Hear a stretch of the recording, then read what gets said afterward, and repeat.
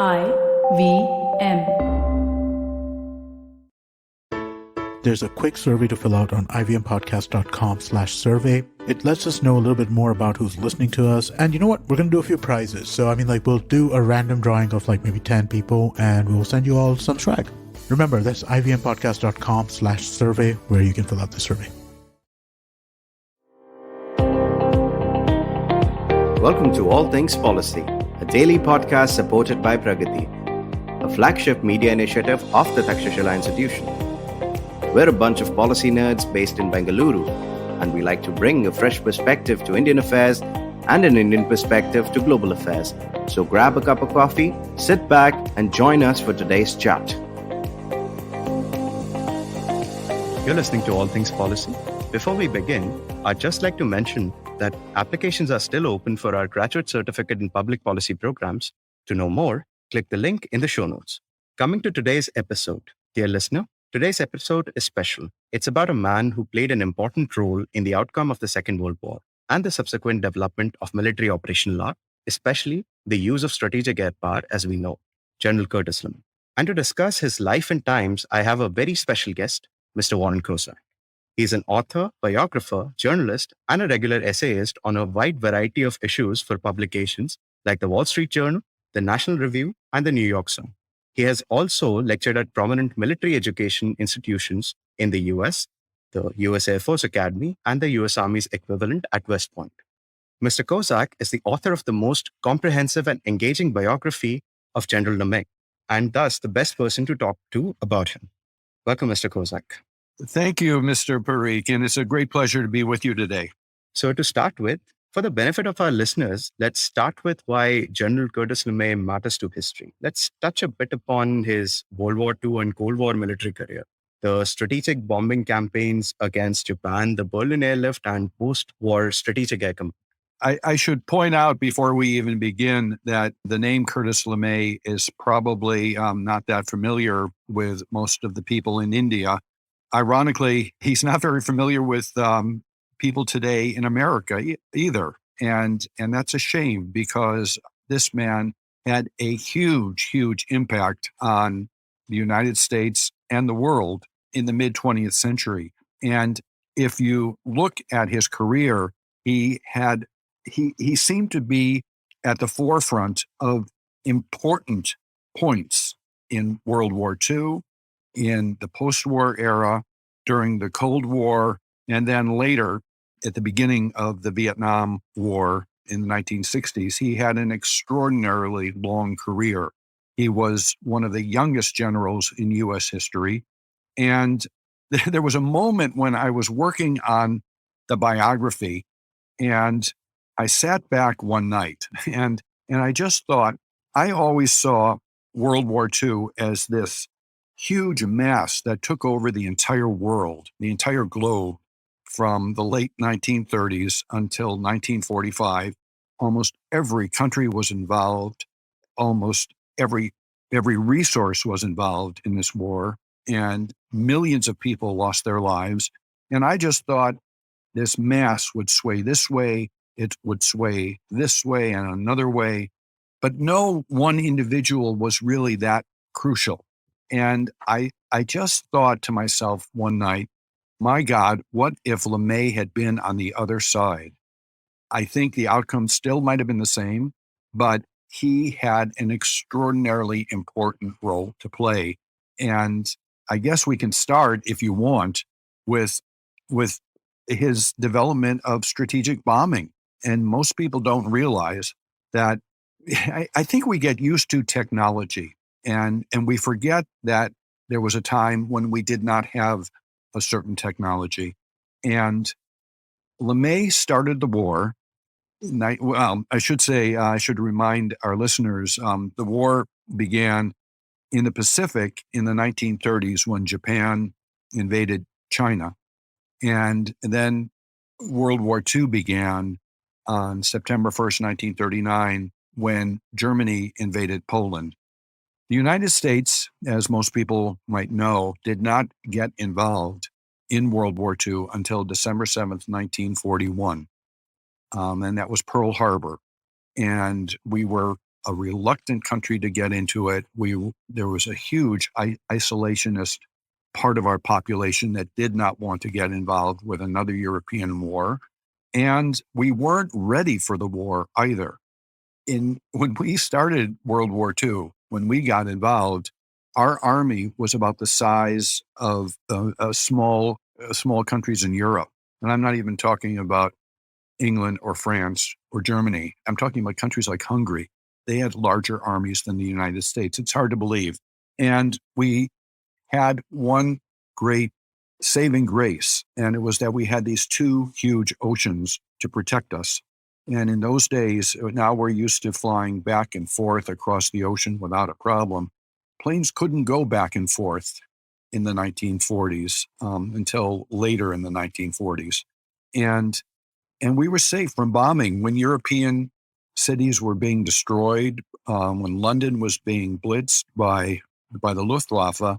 The United States was safe, and we could then build this huge, huge war machine that eventually had a tremendous impact, and probably the greatest impact on the war. When Lemay began his career, he started in 1928 on these open cockpit, double-winged World War I planes. He started in 1928.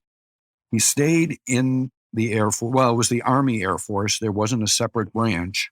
And he didn't go very far in the 1930s. He stayed a lieutenant, which is an officer, but the lowest rung, throughout the 1930s. It was only when we got involved in the war that suddenly we had to focus. And luckily, there were some visionaries in the United States Army Air Force who saw that these little planes were going to become much larger planes, and those larger planes would be able to have an impact on the war with aerial bombing. And Lemay was sent to Europe, to England, less than a year after Pearl Harbor. And he was sent there with a bomb group. That means 35 B-17 bombers. And this bomb group, he had to train after Pearl Harbor with 3 planes. Each, I mentioned there were 35 bomb crews, but his bomb group only had 3 planes. And he had to train them on these 3 planes. So one crew would go up, and everybody would wait until they had their experience, and then they would come down, and another crew would get in, and they were running these 3 planes.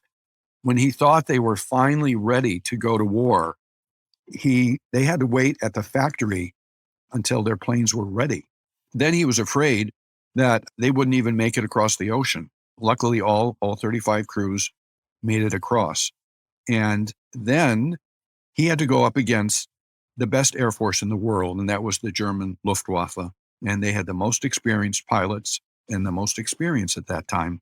And the United States military made a decision, and they were going to use these original crews as cannon fodder, because they understood that even though they were going to whittle down the Luftwaffe, and they were going to send these crews up against the Luftwaffe, even though they weren't prepared and even though they weren't ready. But they knew that they could rebuild faster and train crews faster than the Germans. So that's why I said they were used as cannon fodder. I met one man who was still alive. I was able to catch some of the men that served under Lemay. They've all since passed away, and they were already in their 90s when I met them.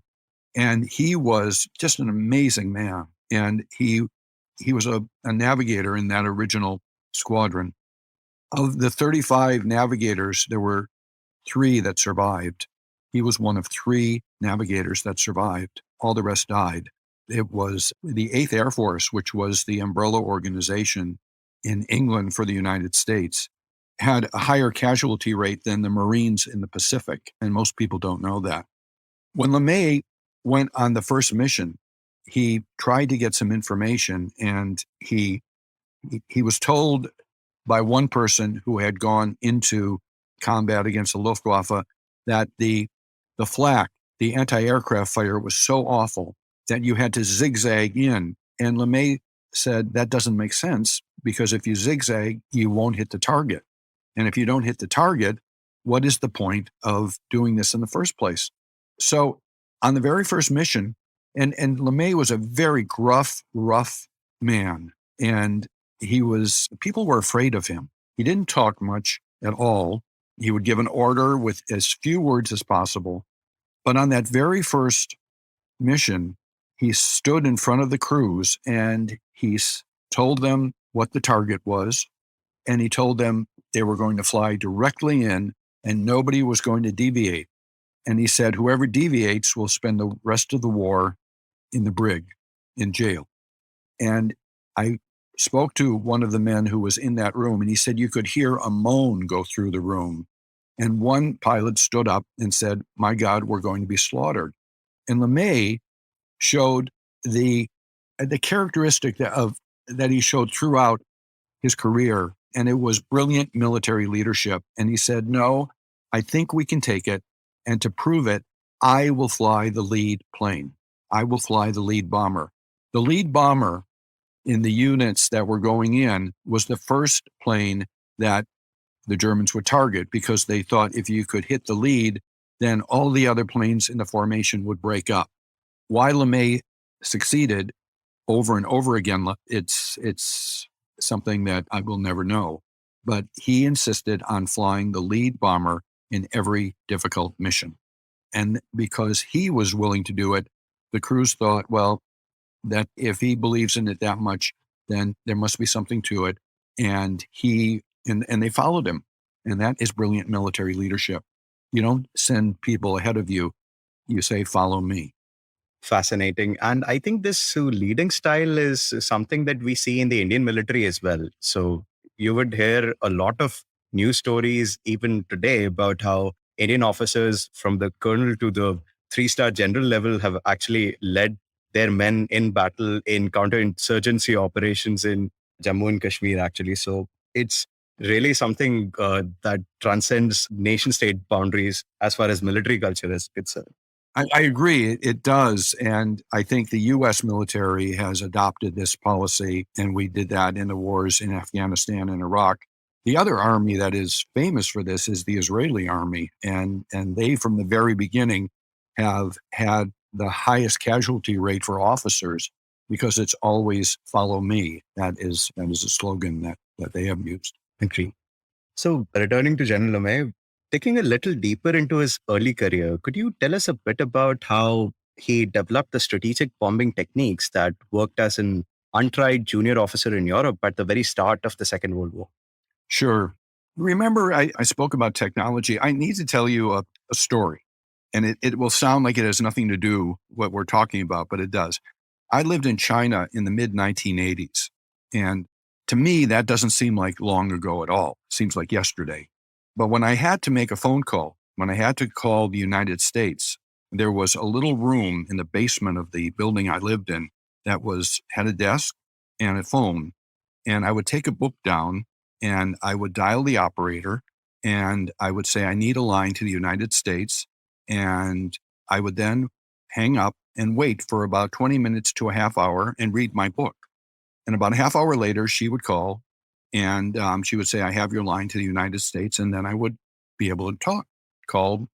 Today, we have cell phones and I can call wherever I am in the world immediately.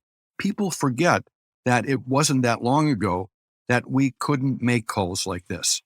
So today, when we see wars, we watch them on our televisions, or now we watch them on our computers, and we see these smart bombs with television cameras, with video cameras on the bomb. And you can see how a bomb can be directed right to the target. They used to say down the smokestack. In the 1940s, we had the dumbest of dumb bombs. We had planes that would go up with 50-pound to 100-pound bombs, and they would fly over the target, and they had to make a visual contact with the target. The bombardier would be looking through a scope, and if there was cloud cover, they couldn't see the target. They could only go up on clear days. Well, many days are not clear. Lemay also understood that he, as I mentioned earlier, that he was going against the best Air Force in the world. And he would sit up at night and figure out ways to protect his crews. And the first thing he came up with was a new formation for the bombers where they would protect each other. And on those B-17 bombers, they had guns on both sides. By the way, those bombers were open. The guns were sticking out. And when you fly that high, they were operating in temperatures of negative 50 degrees Fahrenheit. And they also had oxygen masks on. They were not enclosed nor were they pressurized. So Lemay figured out formations to protect them. And slowly they actually started to succeed, to the point that by D-Day in 1944, the Allies controlled the skies over Europe, and the Luftwaffe had been whittled down to a very insignificant force. What happened with the Luftwaffe was that even though the Germans could replace the planes, they could not replace the pilots with experience. And they were sending up pilots with much less experience. And by that time, it was the Allied and the American pilots and crews that had much more experience. So Lemay would figure this out throughout. There's something else I have to remind you of. He was working I point this out in the book, that some of our famous generals, Robert E. Lee from the Civil War and General Grant from the Civil War, fought 17 battles in their careers each. And Lemay was fighting a battle almost every night. And he was fighting this battle 30,000 feet in the air, an entirely new concept. As he was fighting the Germans, he was creating a new science. He was developing this science. The other thing he insisted on, when the crews landed, those crews that survived, they would immediately go into a post brief and they would be interviewed by other officers, and they would try and find out what worked and what didn't work. And Lemay would go from table to listen, because he wanted complete honesty. He didn't want anyone to cover anything up. He didn't want to make it sound better than it was. And because he said that was the only way we could develop a successful bombing campaign. I'm not sure. Did that answer your question? It did. Would you like to elaborate a bit about the Lemay Doctrine at this point? I think I'm going to come to that a little bit later, because I think there's something else that's important and what made Lemay famous and later infamous. And it was that he was so successful in Europe, and he was the youngest general. He was 36 years old when they made him a general, and he still insisted on flying. And there are very few, if any, other generals that fought in front of their troops during that war. Lemay did. Washington saw this, and they had a bigger problem. And the bigger problem was they had developed a brand new bomber called the B-29, which was almost 3 times the size of the B-17s that they were using in Europe. And they were like modern planes that we fly on today. They were pressurized. They were comfortable inside. The crews didn't have to, it wasn't 50 degrees below. And the problem with the B-29 was that when they finally got close to Japan, and here I have to describe what was going on in the Pacific. We were not able to get anywhere near Japan until the very end of the war.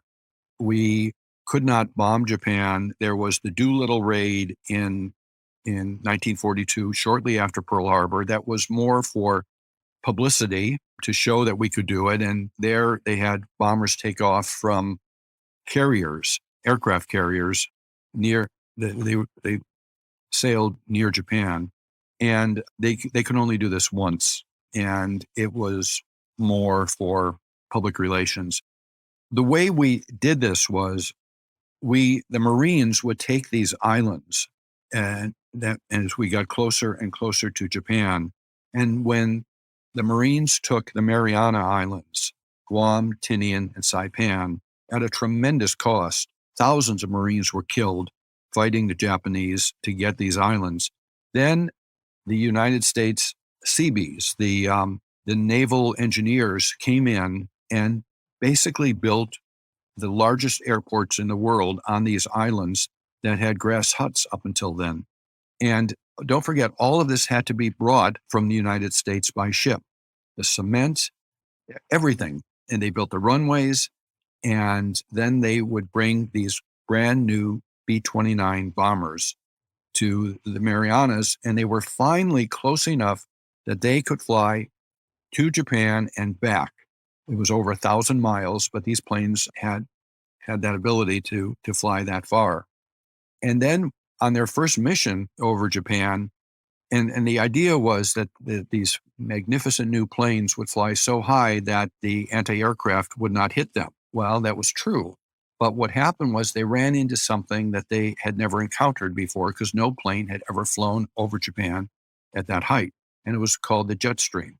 Well, all of us know what the jet stream is. These very high winds at very high altitudes. But human beings had not encountered this before. So when the bombs were dropped, they would go this way and that way, and they wouldn't hit a target at all. And nobody could figure out how to succeed with this brand new bomber. And we knew that if we did not have the ability to bomb Japan, we would have to invade Japan. And the way the fighting was going, it would have been a bloodbath. So they went to Lemay in Europe, and they said, "We need you in the Pacific." And they brought him back to Washington to send him to the Mariana Islands. And he said, "I know nothing about the B-29. I've been focusing on the B-17. I should at least learn how to fly it." And they thought, well, that makes sense.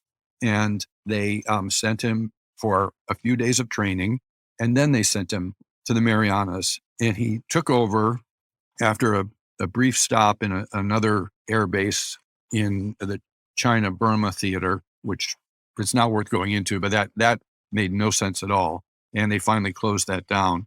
And he was brought to Japan, and then he had to figure out how to make the bomber work. And he came up with a new strategy. And the new strategy, which is very controversial today, but it succeeded back then, was that he brought the planes in on March 9th, 1945, very late in the war, over Tokyo, late at night. They had always flown in the daytime in formation. He said, now we were not going to fly in formation. We're going to fly in long single files. We were not going to use bombs. We were going to use incendiaries. And he dropped incendiaries on March 9th, 1945, about 347 bombers. And it created a firestorm that burned down 16 square miles of Tokyo and killed over 100,000 people, mostly civilians. And that was the greatest conflagration in history. More people died in that one night than any other night before or since. And I'm including the atomic bomb in Hiroshima and the other one in Nagasaki. Fewer people died from those. It was then determined that Lemay was given the green light to go ahead and bomb other Japanese cities. So now we come to a very important question.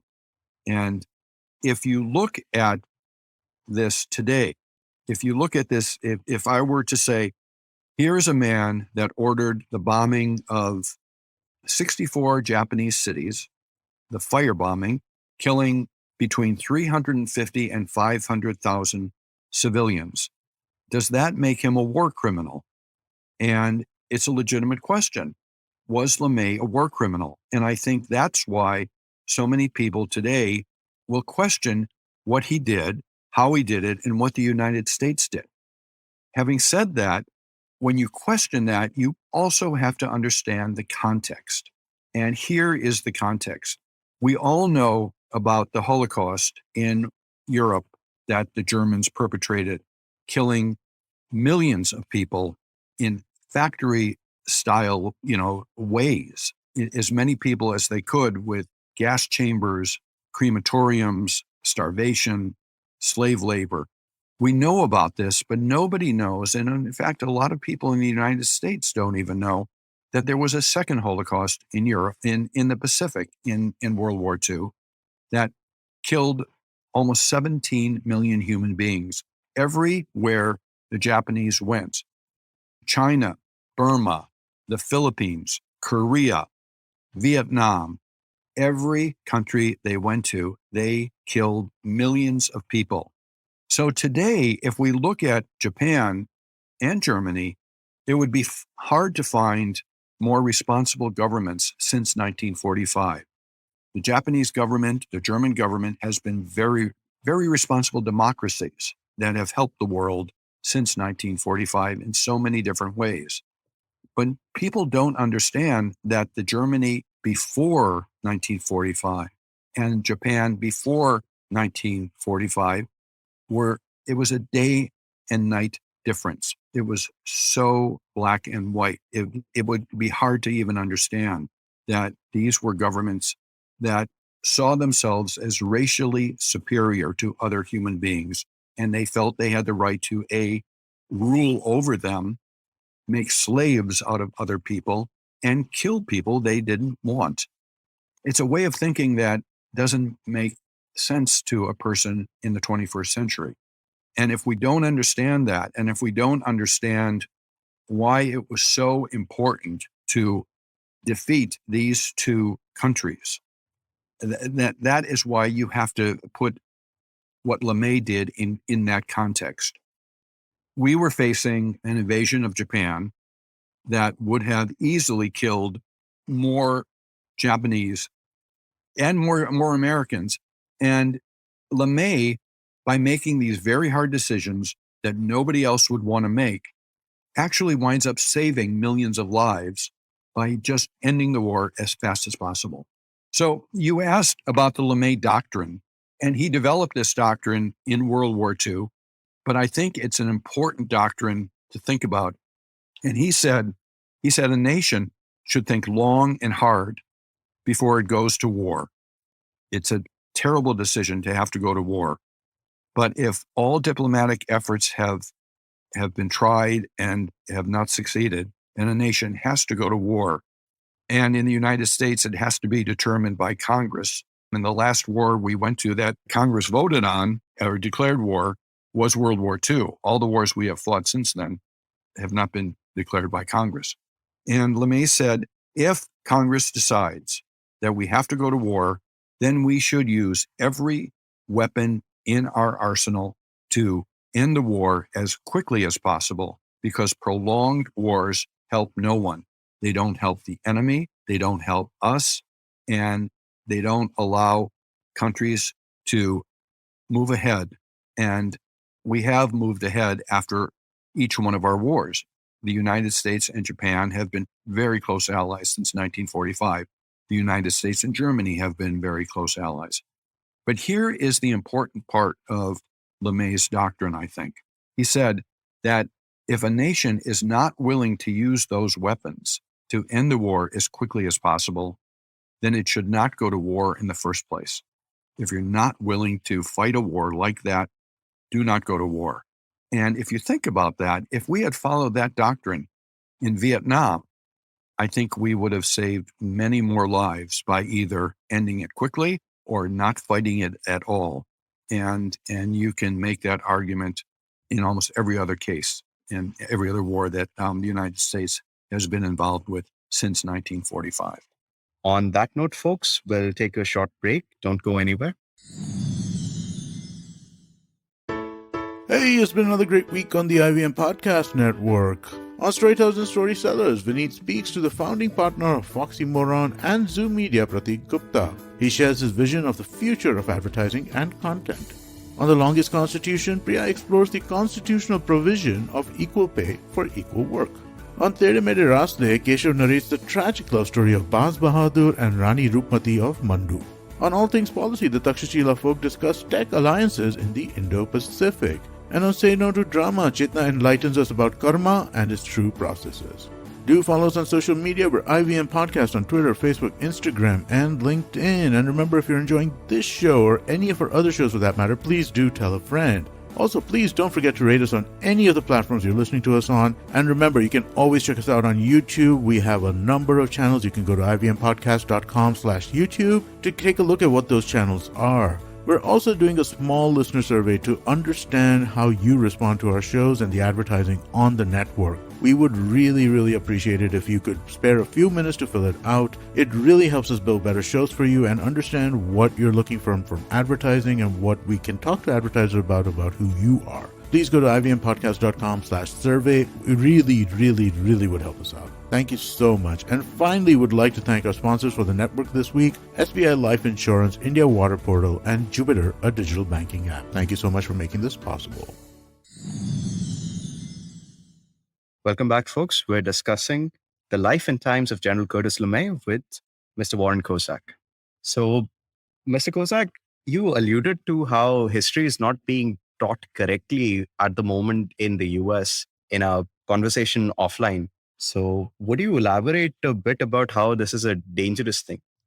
Actually, you're touching on one of my, it is a topic that upsets me greatly. And here is another quick story. I was at my daughter's school when she was in about 5th grade, 6th grade. And one of the other fathers came up to me. He knew I had written this book about LeMay. And he asked me if I could suggest a book for his son who was studying World War II. And he said he was concerned because the only thing that his son was taught in his class was about the Japanese Americans who had been placed in internment camps during World War II. That was all his son was taught. And I looked at him, I said, "You've got to be kidding me." And he said, "No, that's what they're teaching."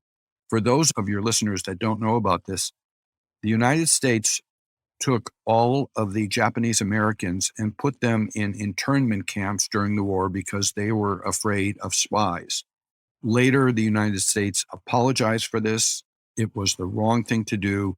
Japanese Americans were as patriotic as all other Americans, and that was wrong. And as I said, the government has apologized for this.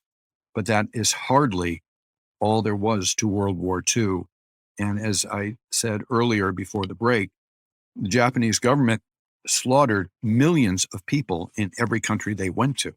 We were attacked at Pearl Harbor. The Japanese started the war in the first place. We would have never gone to war. There would have been no war in the Pacific had the Japanese army stayed home. So there was a lot more to it. And this is a distortion of history. And if you don't learn about these things, if you aren't taught these things, then it, I think, puts our future generations in great peril, because then they won't recognize real evil when they see it. And there is evil in the world, always has been, and there always will be. So I think that it's very troubling that this is being taught in our schools like this. I don't know about history classes in India, and maybe you can tell me something about that. But I know in many cases in the United States, there are now political agendas where they are reformatting some of history to fit a political doctrine. And I think that's not right. It's actually dangerous. I wholeheartedly agree. And let's end this discussion on a personal note. So I have a bunch of questions, actually. So let's start with what brought you to LeMay, that you eventually, wrote his biography. It's a very good question. And I'm asked that quite often because it didn't seem to make sense to a lot of people. Why would I focus on LeMay? I had written my first book and I was looking for a second subject. And this is a lesson to everyone listening who is a teacher. You never know what you are going to say in a class that is going to stick and that a student will remember. Many, many years ago, let me say this a different way. I was looking for a new topic, and it's actually funny. My wife and I, when our daughter was born, would get a babysitter once a week because my wife insisted that the two of us would go out. And we wound up going to a play that I was not interested in, and my mind was wandering. And it went back to a college lecture that I had many years before, where the professor said, and this was the line, I remember it so clearly, "You might not agree with his politics, but if you have a son serving in combat, you want him serving under someone like Curtis LeMay." And I remember I remember that so well because it was the first positive thing I had ever heard about Lemay. And I'm sitting in this theater with my wife, and I'm thinking, Lemay, I should look him up. I should find out more about him. When we got home that night, I went on the internet, and I was shocked, A, that he had done so much, and B, that there were so few books about him. And there was another part to this that really influenced me.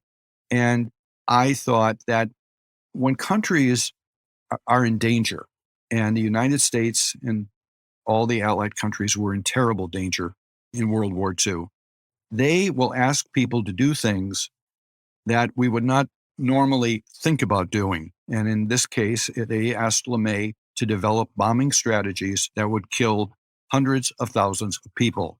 But they did this because they were worried about their own safety, and they had good reason to worry. Once the war is over, once these people do exactly what they were asked to do, often countries will turn on them. And I think that's what happened to Lemay. The country turned on him by the 1960s because they didn't want to be reminded of what we had to do, what he had to do, and what we had to do in the 1940s. I thought this was not right, it was unfair, and it was cowardly. And I wanted to set the record straight. I wanted people to know what Lemay did, why he did it, and why it was so important. And the more I did it, the more I got into his background, his story, the more fascinated I became with this man. I need to tell you one other quick story, if I may. And I think I was just reminded of it. The first thing I did when I started working on the book was I went out to the Air Force Academy, and I spoke to a history professor there, and we talked about Lemay for an entire afternoon. And as I was leaving, he turned to me and he said, "I really hope you write this book." And I said, "Well, my wife hopes so too, but tell me why you're saying that." And he said, "The U.S. Air Force classes pick something they call an exemplar, a person in military history that they would most like to emulate." And he said, "We have different classes have chosen, all the people in the Air Force that you would imagine, Billy Mitchell, Tui Spots, all of these." He said General George Patton was even chosen, and he was never in the Air Force. He said, "But Lemay has never been chosen." And I was shocked. And I said, "Are you kidding? How could Lemay not be chosen as an exemplar when Lemay had such a huge influence on the Air Force, and not just in World War II, but then he went on to create the Strategic Air Command, which kept the country safe throughout the Cold War." And he said, "Well, political correctness has seeped down even into the academy here." So after the book came out, here's the story that I want to tell you that makes me very proud. We were on a vacation, and I looked at my email, and I saw an email from someone I didn't recognize. And it said something like this: "Sir, it is with gratitude and great pride that I want to tell you that my class, the class of 2013 at the Air Force Academy, has chosen Curtis Lemay as our exemplar thanks to your biography of him." And this made me feel just great. And I also felt good because I got to know Lemay's daughter. He had only one child. She was very helpful. She let me go through all of his papers. And I was glad that the family was finally acknowledged, or that the father was finally acknowledged for the great contribution that he made to our country and to the world, I think. Indeed, I was just reading through an excerpt of your book where she is mentioned, actually, the time when he was with his wife and child, and his daughter insisted that he come out and play with him because she wanted to show the rest of the neighborhood that her father indeed existed. It was very cold outside, I remember.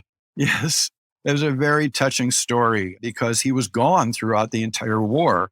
We forget about the sacrifices that these people made, that these men made for their country. And she rarely saw her father when she was growing up. That happens with most children of people in the military. Indeed. So Are there things about him that inspire you? General Curtis LeMay's life, are there specific instances that you can point to? I think what inspired me was his honesty. He also didn't care. We live in an age when celebrities, politicians pay large sums of money to people that will make their image better, that will get them in the headlines, that will get them more publicity. And LeMay went in the other direction. He didn't care what people thought of him, and it was often negative, and he just didn't care. All he was focused on was getting his job done and protecting as many of his crews as he could. There is a wonderful quote that he had. When the war ended, the ceremony for the Japanese surrender took place on the USS Missouri battleship, which was in Tokyo Bay. And if you remember the pictures, there were rows of officers all around it. Japanese were there and they had to sign the documents. LeMay was there, and he talked about being there on the deck of the Missouri, watching the ceremony. And he said, I know I should have had some mighty feelings for such an important event, but he said, all I could think about was how tired I was. And don't forget, he was fighting battles every single night and then up all day long trying to figure out how to do them right. And the other thing he thought about was he never had a huge ego. And he said, I wish I could have been a better officer, and maybe I would have saved a few more crews that would have been able to come back and had regular lives, because he was so aware of all the men that died under his command, and this bothered him all his life. I really appreciated that. He was a very caring officer. He cared tremendously about the men who served under him. And I think that was something that inspired me greatly. I can completely relate to this. For my final question, are you working on another project that you'd like to tell our listeners about? I am, but I'm not going to go into great detail about it. I started a book, about 10 years ago, and then I had to put it aside for a while, and I'm thinking of taking it back. But I actually have a day job. I've had a day job for my entire career. And actually, the way I wrote the LeMay book was I would get up at 4 a.m. and read and work on it. And then I would work on weekends when other people, I guess some people like to play golf or tennis. And I guess what I do is write books. So I'll give you a call when I get closer to finishing this new book. You wouldn't want to tell us what it's about? Okay, I will give you just a very, I don't want to go into detail, but my father served in Europe during the war. He was a captain in the U.S. Army, and he took a company of soldiers to Europe, and they went from Normandy through the Battle of the Bulge and then on into Germany. And it is about, in some ways, my father's experience and many of the fathers that I grew up with in the 1950s and 60s who all served in the war. Fascinating. I'll be looking forward to that book when it's finished. I'd love to do a review for you, if that's possible. It would be my honor. And I will say it's a very personal book. It's very personal. On that note, folks, we'll call it a wrap. If you liked today's discussion, please do check out all past and future episodes of All Things Policy. If you liked our show, don't forget to check out other interesting podcasts on the IVM network.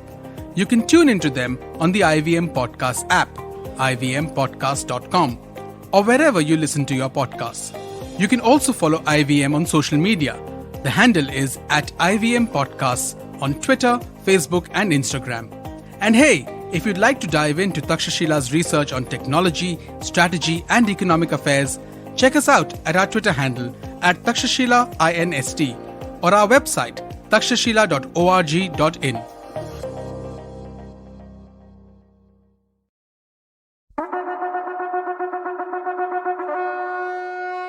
வணக்கங்க, நான் கவிதா பேசுறேன். கதை கதை பாட்காஸ்டோட பொன்னியின் செல்வன், சிவகாமியின் சபதம் இந்த மாதிரி இன்ட்ரெஸ்டிங்கான கதைகளை நீங்க கேட்டு என்ஜாய் பண்ணிருப்பீங்க. அதே மாதிரி 2022ல புது பாட்காஸ்ட் ஒன்று வெளியில வந்திருக்கு. பேரு வெண்வேல் சென்னி. இந்த கதையும் மற்ற கதைகள் மாதிரியே ரொம்ப சுவாரஸ்யமா இருக்கும். IVM வழங்கும் கதை பாட்காஸ்டின் வெண்வேல் சென்னி கேட்டு மகிழுங்க, என்ஜாய் பண்ணுங்க. நன்றி.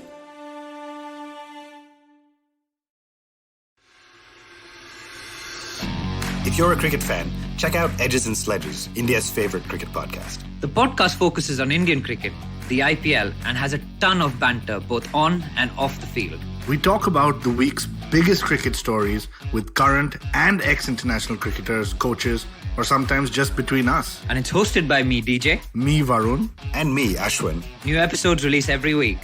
You can catch us on the IVM Podcast's website, app, or wherever you get your podcasts from. Check out the Edges and Sledges Cricket Podcast.